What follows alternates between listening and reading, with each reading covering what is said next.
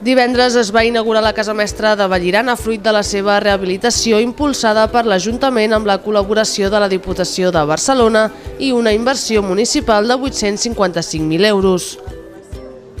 Molt agraïts de com ha anat aquesta inauguració. Han estat uns dies de molts nervis perquè tot sortís bé i la veritat és que la resposta de tots els assistents ha estat molt positiva, tant amb el que fa a l'obra en si de la Casa Mestra com en l'organització de l'acte. Ubicada al carrer Major 178, la nova Casa Mestra serà un espai modernista referent del desenvolupament econòmic, l'ocupació i la formació i un espai obert per a la ciutadania, per a les empreses i els emprenedors.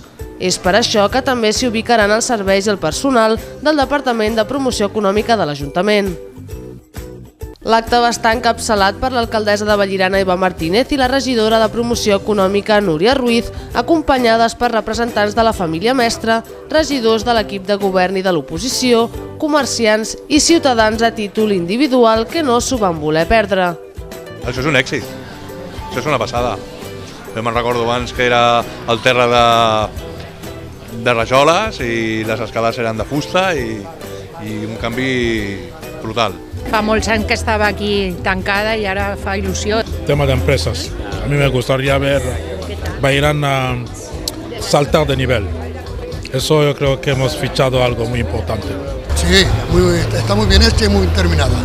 Molt maco, és un edifici preciós, és la prova de que a Vallirana pot haver una estructura dins d'una naturalesa i buscar aquesta equitat, no?, tan maca. Doncs la veritat és que molt satisfets, molt contents. Penso que Vallirana es mereixia alguna cosa així i bueno, doncs finalment ja ho tenim. La inauguració va consistir en visites guiades a les instal·lacions, ambientació musical, una exposició de l'evolució històrica de la Casa Mestra i parlaments, on es va destacar l'impuls per l'ocupació que s'ha portat a terme els darrers anys gràcies a les subvencions a empreses per a la contractació de persones de Vallirana, l'increment dels plans d'ocupació, els més de 400 cursos de formació realitzats i el projecte Vallirana Emprèn, reconegut amb diversos premis.